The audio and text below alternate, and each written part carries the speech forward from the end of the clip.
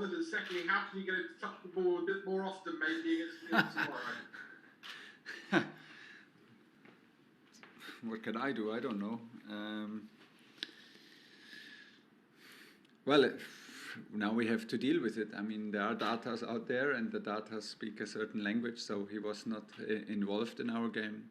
It's sometimes like this with strikers, if they struggle a bit in self-confidence, if they struggle a little bit to find the space and to get involved against a good defensive side.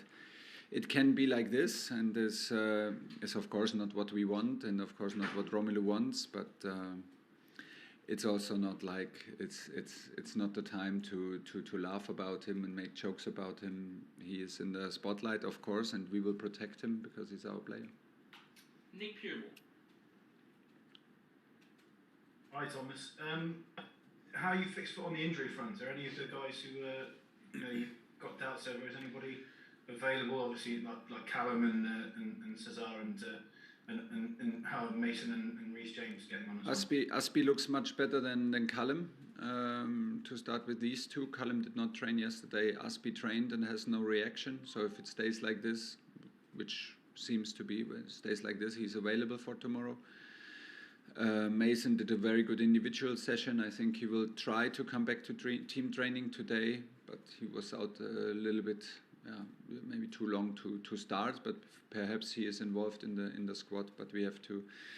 He had not trained with the team yet, and Reece is still out and Tuchel out. Christophe Lemis. Oui, bonjour Thomas. Bonjour. Est-ce que vous m'entendez bien? Oui, très bien. Formidable. Je voulais vous poser une question à propos de Thiago. Je voulais savoir s'il arrivait tout simplement encore à vous surprendre. Et aussi, est-ce qu'il y avait des choses qui ont changé dans vos rapports? Évidemment, il était capitaine à Paris avec vous, mais il n'est plus à Chelsea. Est-ce qu'il y a des choses différentes que vous attendez de lui, que vous voyez, enfin, voilà, dans vos relations et dans ce que vous attendez de lui? Est-ce qu'il y a des choses qui ont changé depuis Paris? Honnêtement, la connexion était très mal. Je n'ai pas compris, je n'ai pas attendu toutes les questions. C'était de Thiago, mais et un peu plus, c'est un peu trop vite.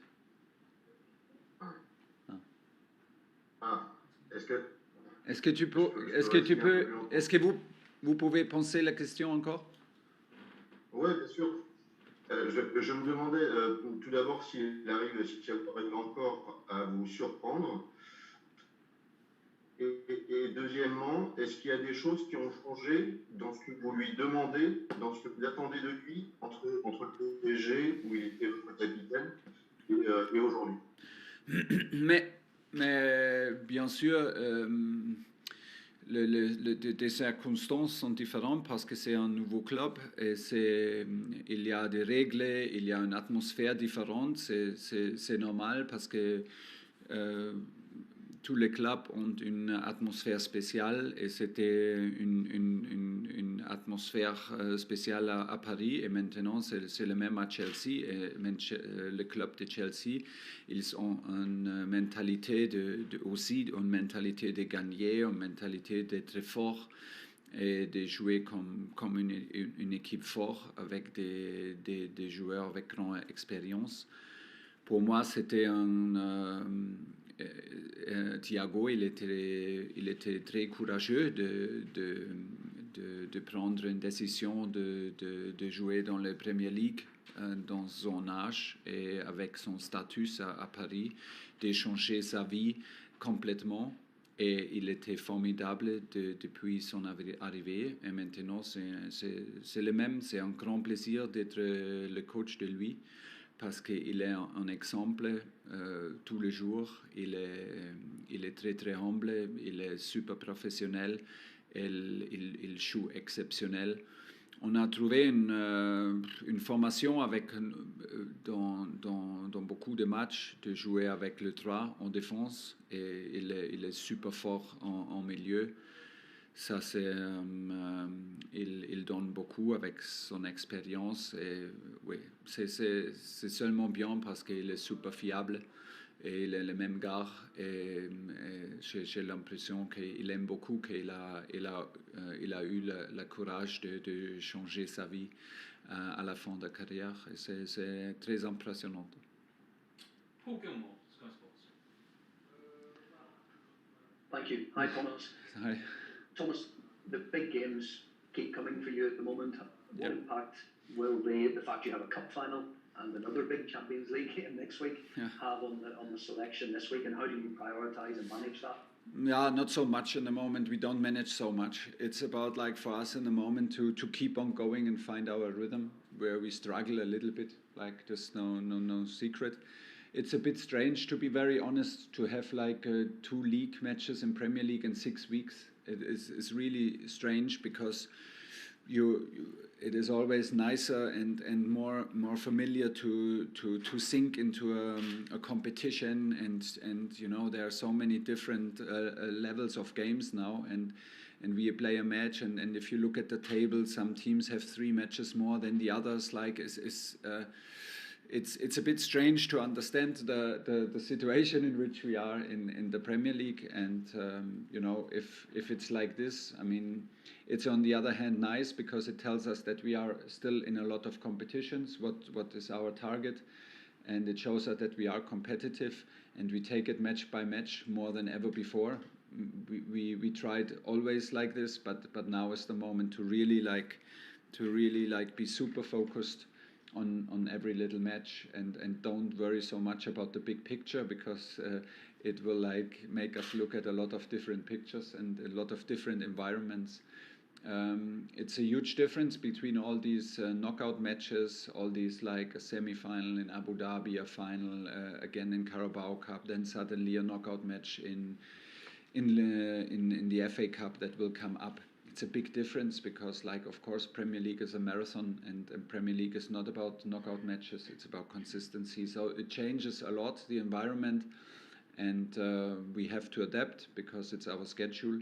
But in terms of team management, we don't think ahead at the moment. We try to bring the very best group tomorrow that suits the best to what we want to implement on the pitch, and then we will take care about Sunday's match. Matt Dunn. Hi, Thomas. Back on the Lukaku conundrum, if I may. He's played 3 games all season with Reece James, and 4 with Ben Chilwell, 4 with Reece James, and never with both of them. Yeah. Are you playing a different style to what you imagined this season because of those injuries? Yeah. Or does he have to work out how to play with Chelsea? Maybe both things. I mean, like, yeah, of course, every style changes with long-term injuries of key players. We played many games, in the majority of the games, in a back 3 with wing backs, and 2 of the key wing backs are Reece and Chile, who got injured at the peak level. And they had a huge impact into our game offensively and defensively. Regarding Romelu, of course, also offensively, with their runs, with their speed, with the penetration and their deliveries. So of course this changes. We are not the only team where players have this huge impact. And in a formation that we play, the wing backs are crucial and are like a crucial position to influence the game. But still, we can also play and win games without any player. This is our job, and this is what we want to do. So we have to. This is what we try, honestly, when we have injuries and when we have like corona cases. So, and it's on us, on me, to adapt, to find solutions. And Romelu will always be part of the solution. Jacob Steinberg.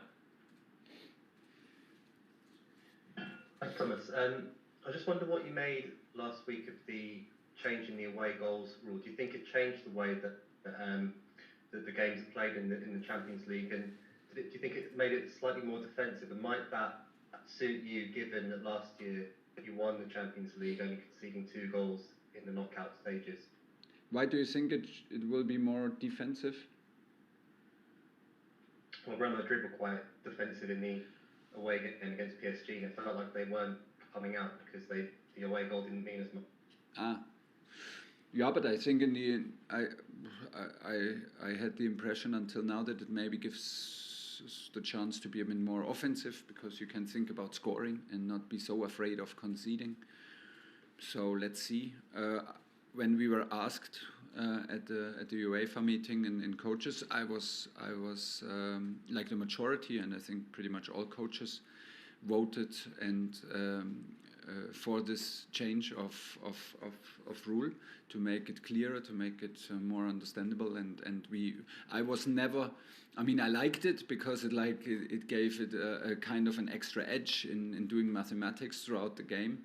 I understand that, and it was like also exciting. But at the same time, I never fully understood why a 3-1 should be a better result than a 2-0.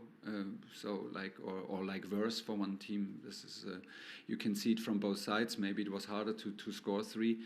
And this is maybe a better result than a 2-0, and to have a clean sheet to go into the second game. So I like it because it's now it's clear.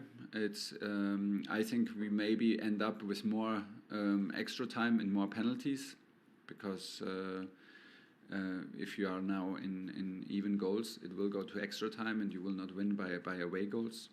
So let's see. We are aware of it, but it does actually, for us, I can just tell you, for us, it does change nothing in the approach of the game tomorrow. We will try to keep a clean sheet. We will try to defend good and try to attack as good as possible. If at all, it changes a little bit in the approach to the second leg, that you don't have to think so much like what happens if we score a goal. How much do they need? I think it's easier to adapt. Let's get the 2 games, get them played, do the mathematics in the end, count the goals together, and if it's not decided, go to extra time. Okay, last 2 for Thomas. John Southall, Ramen Osman to finish. John. Thomas, Hi. how do you see the challenge of Lille? Because I mean, surprisingly, they are struggling, or they seem to be struggling, don't they? In the French league, they're down in 11th. Yeah, they do, and I think there are reasons why they do. They had a fantastic coach and a fantastic group of players. They were very, very competitive when I was in Paris. You could feel that this is a strong group, a strong squad, a very emotional club, very difficult to play at in the stadium. But the bond, the quality of the players, quality of the coach was exceptional, and you could feel that they have a chance to fight constantly for a place in the Champions League. So last season they became champions, which is huge in France, of course. And from there they lost players and they lost the coach. So there's a huge how do you call it, like a huge change. And like if the change is so big, there's a possibility that it takes some time until things settle in. Now they lost another key player in winter with Ikoné in their attacking formation, but still, you know, we all know like how physical the French football is. We know how physical the offensive players are in French football. Very fast, very, very brave in one-on-one challenges. Always a threat on counterattacks. Very disciplined against the ball.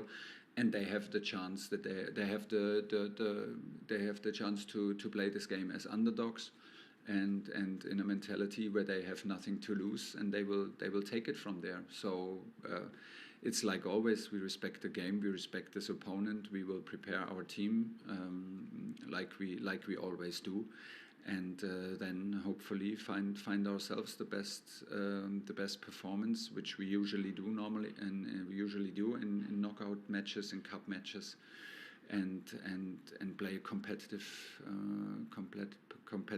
match tomorrow. Last question for Thomas, Ramen Osman.